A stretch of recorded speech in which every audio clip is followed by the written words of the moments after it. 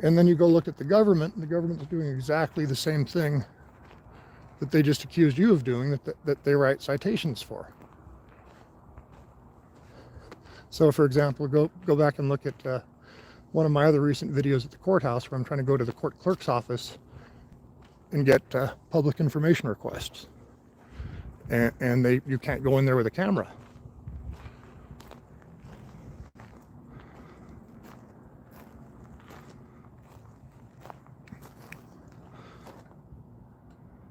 But yet they can say that hypothetically I won't give them my company information.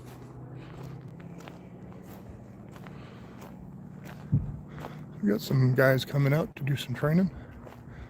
Cool. So anyways, that's why I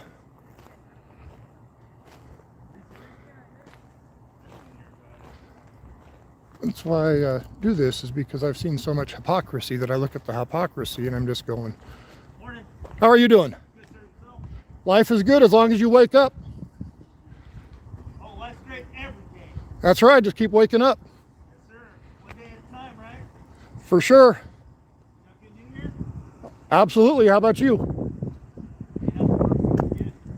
Are you one of the trainees, or are you one of the trainers? I'm one of the trainers, Jason. Oh, nice. What's your name? My name is Drew. Nice to meet you. You want to shake hands or bump fists? I'm going to shake hands. Okay, I'm good at shaking hands too. What kind of equipment you got there? Oh, just a couple little things. Where's that? Cool. Can I give you some information? You may. Cool. And because if you teach your people about this, Absolutely. Richard, right, sir? what's that? Richard, was it? Drew, D-R-E-W. There you go. There's 2 pages there. And the first section is the Nevada Constitution. That's not a bad thing to teach trainees, is it? Yes, sir. That's a perfect thing. NRS 171-1233. Yes, sir. And then if you flip it over into the back, you'll find some case law. You just did half the work for us. I'm trying. I got arrested out here about 1.5 years ago. Where at? Walking down the road over there. For?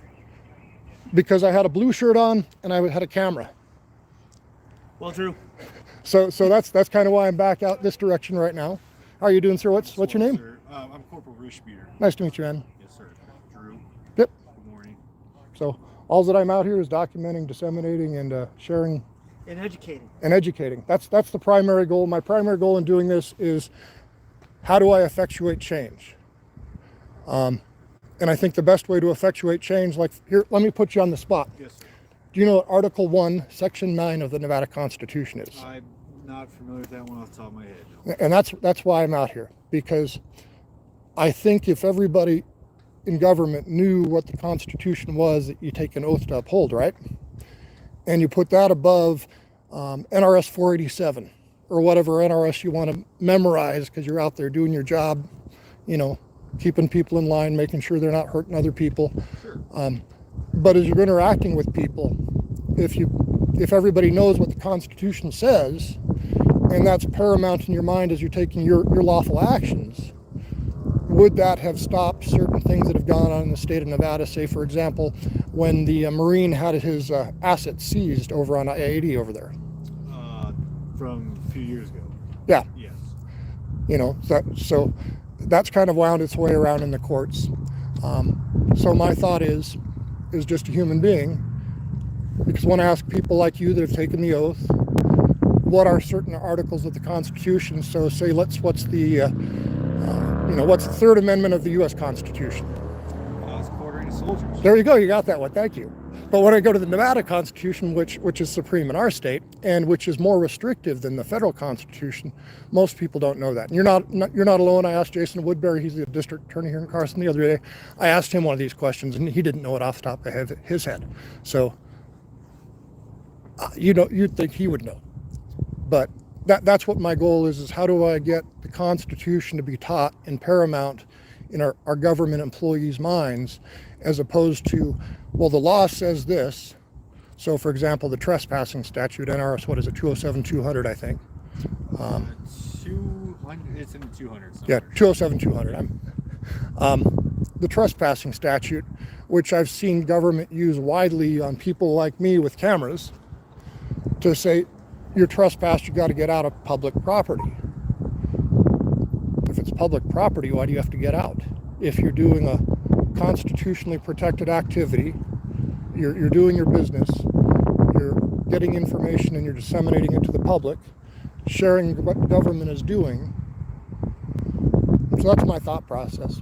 So I don't know if you agree with it or not, but that's what I'm looking for. I hear what you're saying. And that's the thing. I mean, you can understand why we come outside like, oh, there's a person we haven't seen before filming, like, because unfortunately in today's world, you never know what people are up to, and unfortunately, surveying, canvassing places, or casing places, that absolutely happens. And so that's why we came out to see it. And so I hear you saying, no, and I completely agree that every officer should be aware of what they're doing, and when somebody doesn't know what they're doing with their job and then violates somebody's rights, well, I'm right there with you that's unacceptable. I guess I'm not sure we can't really sit down and be like, okay, kids, remember every single word of the Constitution. Nevada, but absolutely understand where the bounds are. Yeah, because what I see is, and I get your job is to protect the public. That's your job. I want you to do your job. I want you to be well funded. I just want, from my life experiences, to change things so that some of the things that have happened to me through the governmental actions that I believe are unlawful and unconstitutional, how do I solve those problems? So when you say you're out here looking for... Yes, sir. I feel this man for right in, sir.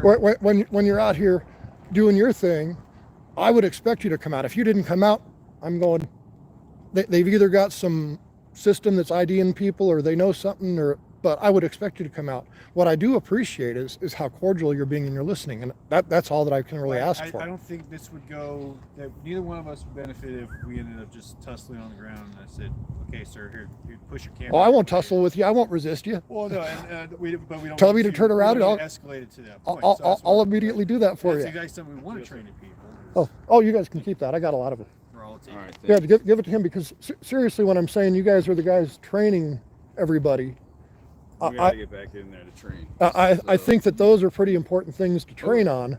What is the Constitution of the state of Nevada, and what protections does that give you? You have a good one. Okay, I appreciate your interactions, guys. But that's, yeah. But I mean, if you really look at it, all that is Constitution, a state law, and 9th District Court opinion. So 9th District Court, we're subject to, right? That's the law of the land. Well, that's why I've given it to you, because if you look at that court decision, it was a chief of police that went and screwed with a camera guy that lost. Okay. And what they brought into that case was a bunch of other case law from other federal districts. So it's a pretty interesting decision. Okay, sir. So you guys have a good one. Thank you. I appreciate the interaction. All right, thank you.